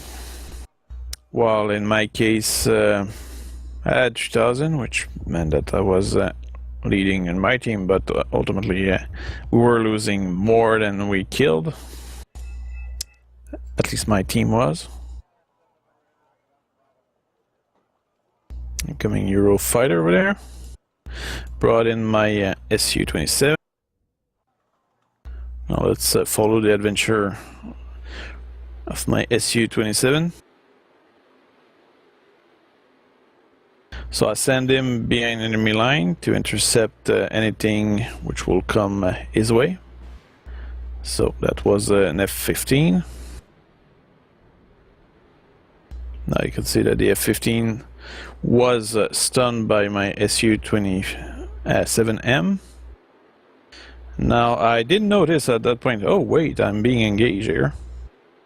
So I ordered my Su-27 to engage that F-15G. I can see how this is engaged into a kind of turning fight, in which the F-15G was in the back of my plane first. Now you can see the Su-27 actually firing at 90 degrees. And now it's very likely that the other player chicken out. As a result, I shut him down. Or at least my SU did. I sent another F-15, which did manage, sadly, to kill my poor little Su-27M. But in exchange, I did shoot him down as well. So you can see that an Su-27M can outmaneuver an F-15 in this game, which is actually realistic, by the way. Because an F-15, it's a fine plane to go fast forward, but it's not a particularly good plane to maneuver. While the Su-27 is really designed to maneuver. There's no doubt about that. The thing is that the American approach to dogfighter is really focusing toward being a weapon platform, while the Russian seem to have a much more well, let's make the best dogfighter ever approach. Now my ally decided to waste some MiG-27 with the gun run on the infantry there. That's a waste of planes. Should not do that. Especially those MiG-27, they are good at shooting down tank. That's what they're made for. Now you can see some more sneaking around with SAS. These can actually be very tricky to deal with when they're sneaking around because they have anti-air and anti-tank. Oh, there's a yak which was going somewhere there. So I have no idea if they actually did manage to kill one of our artillery thing. We had also a MiG-31. Look at the amount of missile on this thing. Now this is a plane which is very good at suppressing the enemy fighters, but you make them patrol. It's like a catapult. You don't engage them into a dogfighting move. So it seems that there was a kind of artillery fight going on, but the game ended there. And if we look at what we did, sadly we don't really have the result for me particularly, but I did kill 3,400 and I did lose 2,000, which means that I did well, all things considered. But for example, here you have this guy in our team, he did kill 500 and lost 3,000. So I think he was doing something wrong. And here also 400, 1,000 for 500. Well, here 2,000 and 1,300. So yeah,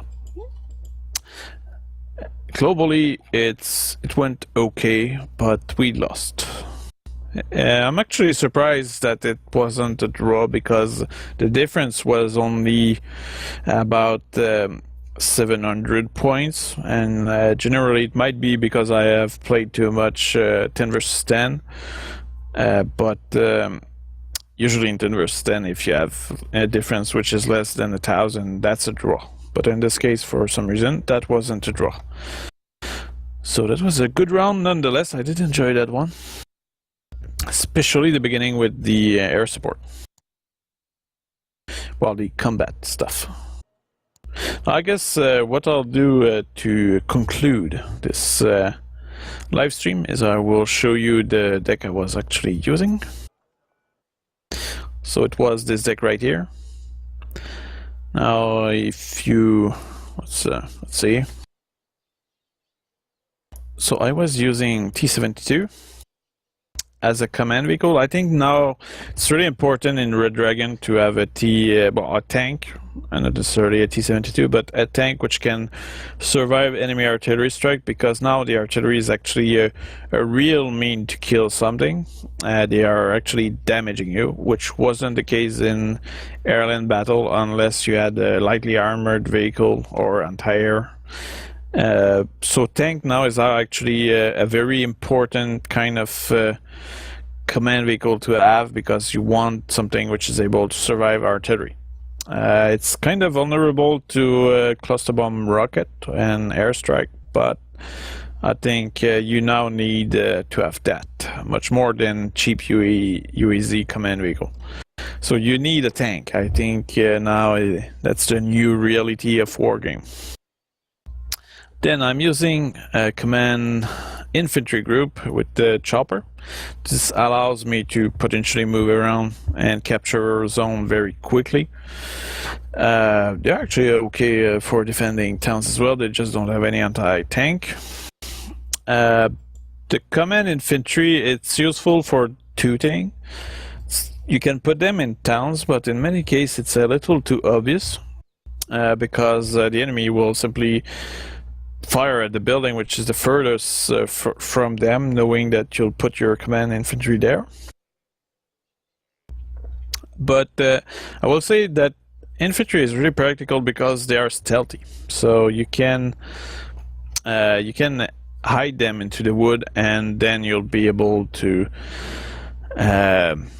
or even in an open field, you can put them there and the enemy will have a hard time seeing them. Also, if the enemy actually use cluster bomb rockets, infantry command will probably not be affected at all. The cluster bomb would just blow on them and maybe kill one guy, but they will certainly not kill the infantry. So I think now the combo of having a tank for being safe and infantry, it's an important thing. Okay, then the FOB. FOB, I think you need one minimum, because now, especially with infantry being useful, it's very clear that your team will likely rely on supplies much more. Mi-26, well, that's the great classic, so you should keep that. It's good to establish a kind of forward base where you can refill all your ammo. And sometimes what you can do is you can simply put them in a safe place. Once your troops are low in ammo, you pull them back there, safely rearm them, repair them, and then re-engage. Ural, that's much more for infantry in town, for example, which are close to enemy proximity or anti-air. So you'll use this to reinforce your infantry. Those guys, Gorno-Strelski 90 and Gorno-Strelski, I use them with choppers.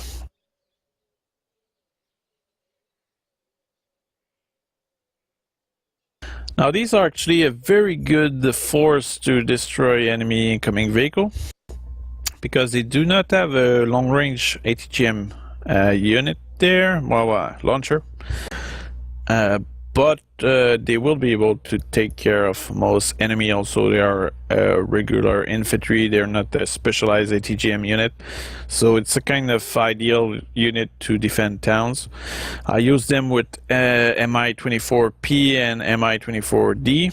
The D variation is probably more the one you'll use early on in the battle because it's cheaper, but it also has the Yak-B gun, which is actually pretty good and flexible. It's much more fast at shooting the enemy choppers. It doesn't have that much firepower, but it's okay. And also, the other one is the version from the 90s for the infantry, so they have a better missile. So it's better to probably use them later on when you'll have a better idea of what you're facing. Then I use the Motostrelski 90 with BMP3 vehicle like that. And as you can see, this is a good unit to potentially grab territory, but the BMP3 is actually a very good unit to suppress the enemy vehicles and infantry alike. The Aigla are actually very good against everything, especially when you give them experience. They'll be very effective at dealing with enemy chopper mostly, but they have proven in the last replay that they can kill planes as well. VDV, they have that new BMD3, which is similar to the BMP3. It's just kind of smaller. It's actually very small. And actually that's the infantry. So it is medium. Okay, the vehicle is medium and the infantry is very small. So they have a pretty good RPG, good range. This is a rocket, so it's pretty defensive, but it has a good range. And these are your close quarter combat units, so you will use them for that purpose mostly. So you can use them to capture a town, for example, or defend it. Support. So I'm using the Tor, but to be honest, this thing, I'm not particularly satisfied with it ever. I don't know why. One thing which is impressive about it is the road speed of 150 km/h. I'm not sure if that's the legal speed for that kind of stuff, but so yeah, this thing is super fast on roads. Not as fast off-road, but what makes me doubt about it is that it's radar guided. The range is not super far for planes, which make it rather vulnerable to enemy seeds plane, and it's good against chopper and planes, but it's really the aspect of anti-radar missile which make me doubt it, because the range against plane is just not long enough to shoot down those planes. While here I'm using the Buck M1, and this one has a range of 4.5 kilometers, so that's really far. Great accuracy. This thing will kill everything possible and imaginable. It's just that you only have 3 of them because I give them 3 level of experience. Well, they are Arden. So very few, but very deadly. When the enemy shows up with planes, no matter the amount of ECM they have, usually they'll go down. I guess the Tor, what can be interesting about it is that they can take the shot instead of your Buck. But other than that, I guess using a Hosa, which costs 30 points, might be a better idea.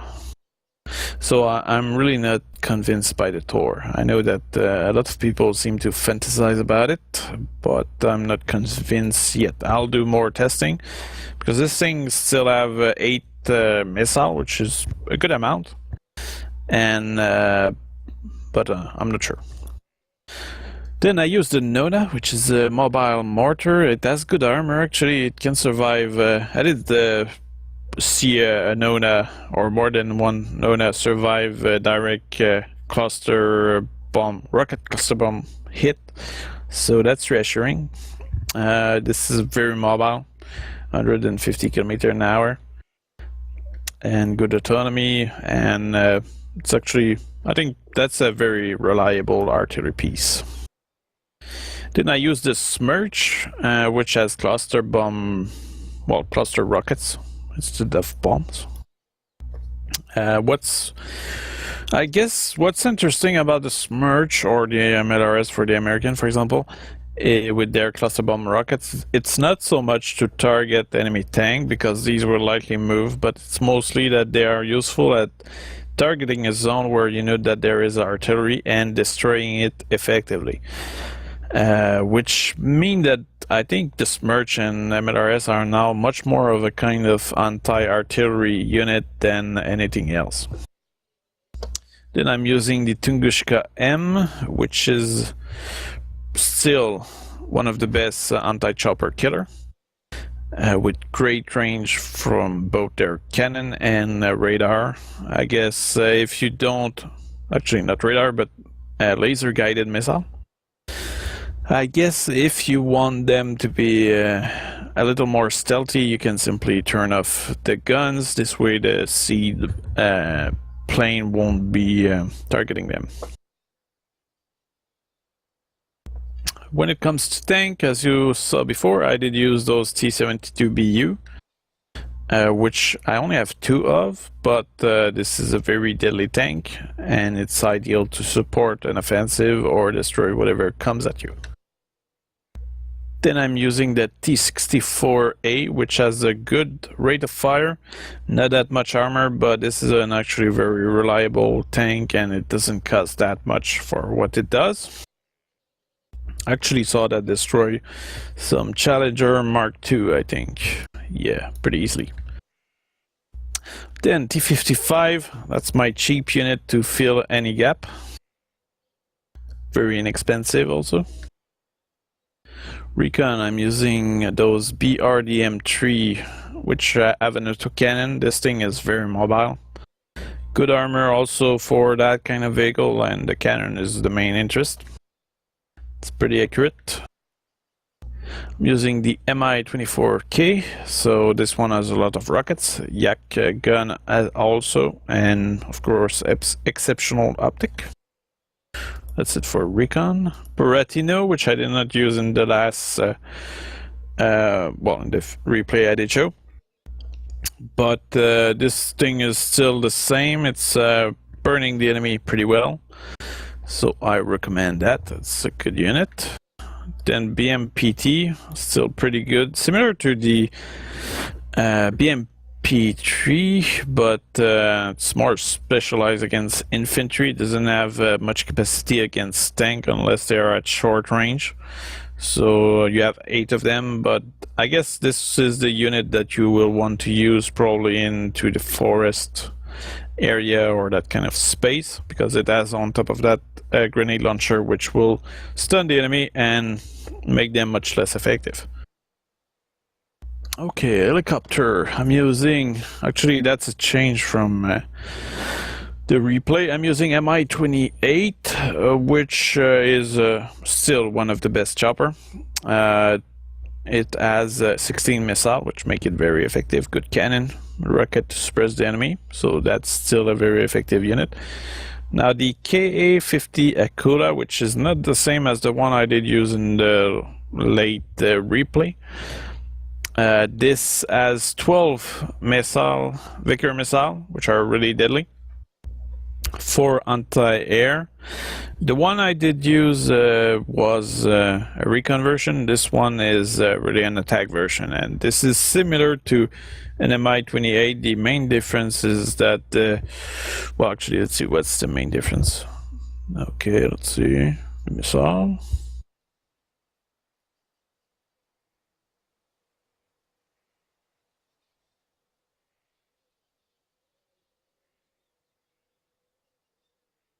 Okay, so the Akula has a better AP power. So if you're facing the best type of enemy tank, you will likely use an Akula, while the Mi-28 is probably more, well, it's still good against a good tank, but the difference is that the Akula is probably more mobile and has the capacity to destroy those M1, A1, actually A2 Abrams much easier.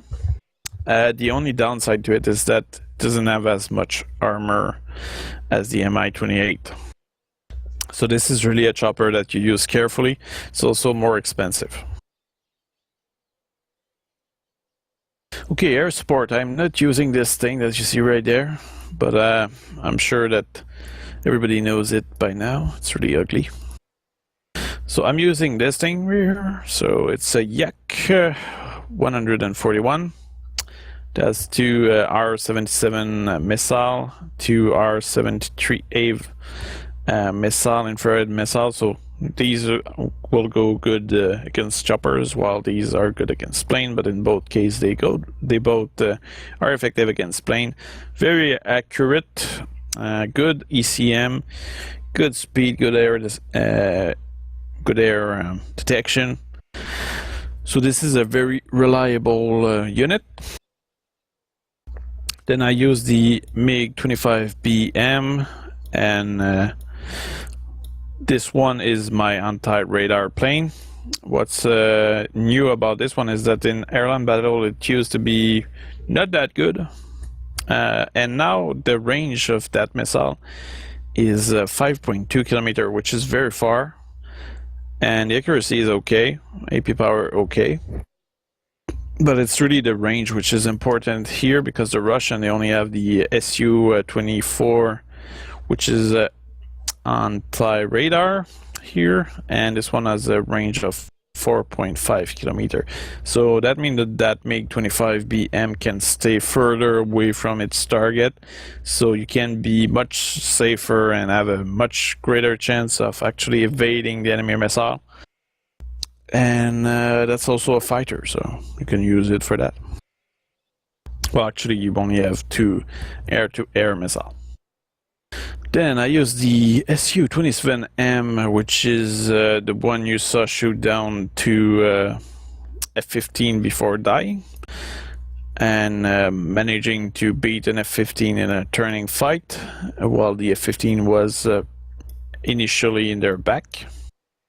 So this plane is just amazing.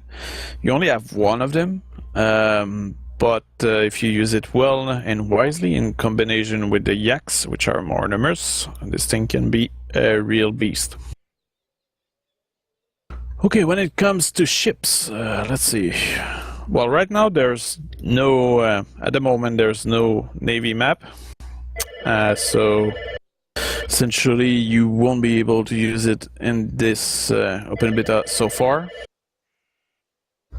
But ultimately what I'm doing is I'm pretty much just putting the best ship. Actually that one is not particularly good, so I'll get rid of it. And actually one ship for supplies that might be good.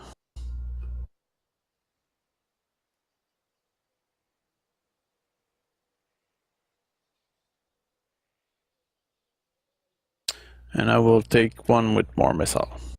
There we go. So one sovereignty, yep, one type O53 HT. I use them with maximum amount of experience because these ships are rather expensive. So when you have them, you want them to be as effective as possible. And I use the ship variation, which have usually missile for anti-air, because guns are okay, but they usually don't have the range necessary to deal with the planes. So you want your ship to be able to shoot down those planes before they get out of there. Also, you want good cannons. So I think you really want ships which have good firepower. But this is something which you know, right now there's no C map in this open beta, and I did experience it in the closed beta, the C aspect, but it will likely be very different when they will release it. So my experience is that it's best to go with the high experience ship with maximum efficiency and maximum range against plane, because plane are dangerous for you. So let's see. So that is my deck that I was using in those replays today, and that will be it for this live stream. So I hope you did enjoy this. If you have any question, feel free to ask them, and I'll see you probably tomorrow, hopefully, and I'll probably show you other replays or maybe some live stuff depending how I feel and who I'm with. So until then, take care of yourself and enjoy life. It's an order.